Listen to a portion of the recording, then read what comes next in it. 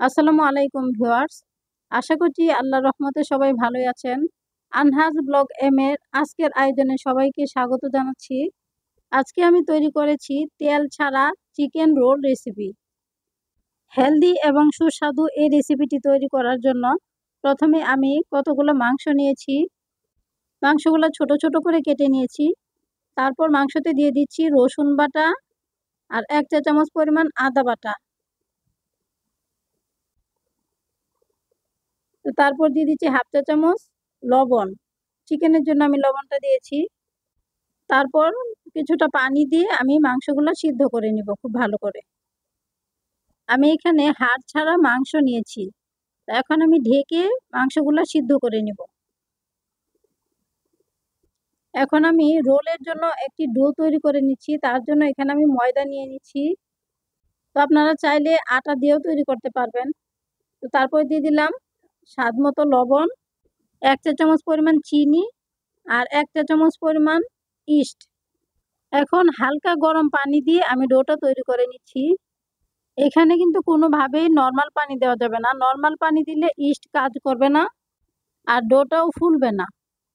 আমি অল্প অল্প পানি অ্যাড করে ডোটা তৈরি করে নিচ্ছি। সফট একটা ডো তৈরি করতে হবে।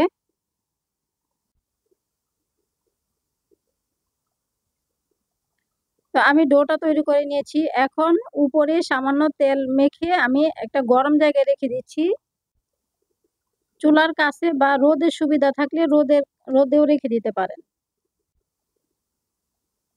তো উপরে কিছুটা তেল দিয়ে আবার তেলটা উপরে মেখে তারপরে আমি ঢেকে 1 ঘন্টার জন্য রেস্টে রেখে দিচ্ছি। উপরে কিছুটা তেল ব্রাশ করে রাখলে ডোটা ড্রাই হয়ে যাবে না, উপরে সফটই থাকবে। তো এইদিকে আমার মাংসগুলোও সিদ্ধ হয়ে গেছে।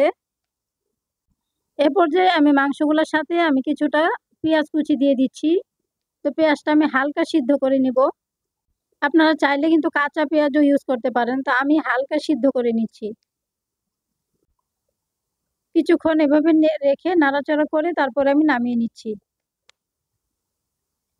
আর যেকোনো রোল তৈরিতেই পেঁয়াজের পরিমাণটা বেশি দিলে খেতে একটু বেশিই ভালো হয়। তো চুলার হিটটা লোতে রেখে আমি কিছুক্ষণ ভেজে তারপর নামিয়ে নিচ্ছি। এখন মাংসগুলো একটা প্লেটে উঠায়ে 2টা কাঁটা চামচের সাহায্যে আমি মাংসগুলো ঝুরা ঝুরা করে নিচ্ছি। তো এই কাজটা আপনারা চাইলে হাত দিয়েও করতে পারবেন। তো ঝুরা ঝুরা করে নিয়েছি। এখন আমি এখানে দিয়ে দিচ্ছি কিছুটা কাঁচামরিচ কুচি।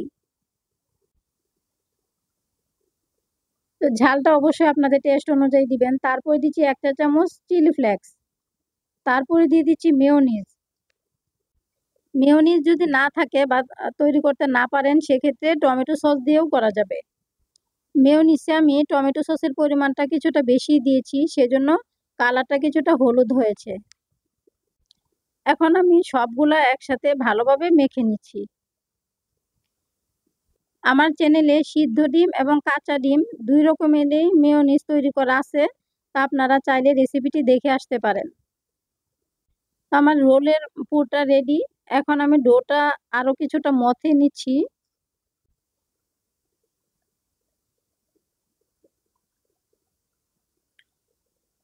এখন ডোটা থেকে আমি কিছুটা অংশ নিয়ে একটা রুটি বেলে নিব। রুটিটা কিছুটা স্কোয়ার শেপ করে করব, একদম গোল করব না। আর রুটিটাও কিছুটা মোটা হবে, একদম পাতলা করব না। এখন আমি এখানে পুরটা দিয়ে দিচ্ছি। রুটিটার এক সাইডে চিকেনের পুরটা লম্বালম্বি করে দিয়ে তারপরে আমি রোলগুলা তৈরি করে নিচ্ছি।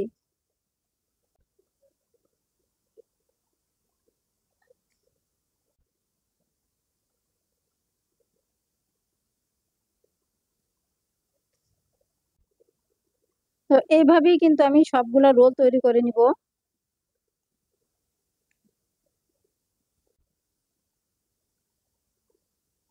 আমার একটি রোল তৈরি হয়ে গেছে। তো এরকম করেই আমি সবগুলা বানিয়ে নিয়েছি। এখন আমি একটি শুকনো ফ্রাই প্যানে আমি রোলগুলা ভেজে নিব। আমার রোলগুলা অনেকটাই লম্বা হয়ে গেছে, আপনারা আরেকটু ছোট ছোট করে বানাবেন। রোলগুলা ফ্রাই প্যানে দিয়ে চুলার হিট লোতে রেখে আমি ঢেকে দিয়েছিলাম। এবার আমি উল্টায় দিচ্ছি। রোলগুলা ঘুরায় ঘুরায় ছেঁকে নিতে হবে যেন চারপাশ সুন্দরভাবে সিদ্ধ হয়। আমার এই রোল রেসিপি যদি আপনাদের ভালো লাগে তাহলে অবশ্যই ভিডিওটিতে লাইক দিবেন এবং ভিডিওটি ফ্রেন্ডস অ্যান্ড ফ্যামিলির সাথে শেয়ার করবেন। আর যারা আমার চ্যানেলে নতুন আর এখনো আমার চ্যানেলটি সাবস্ক্রাইব করেন নাই, আমার এই রেসিপি যদি আপনাদের ভালো লাগে তাহলে অবশ্যই চ্যানেলটি সাবস্ক্রাইব করে পাশে থাকা বেল আইকনটি ক্লিক করে দিবেন। তাহলে ভিডিও আপলোড করার সাথে সাথেই নোটিফিকেশন পেয়ে যাবেন। আমি রোলগুলা ঘুরায় ঘুরায় ছেঁকে নিচ্ছি।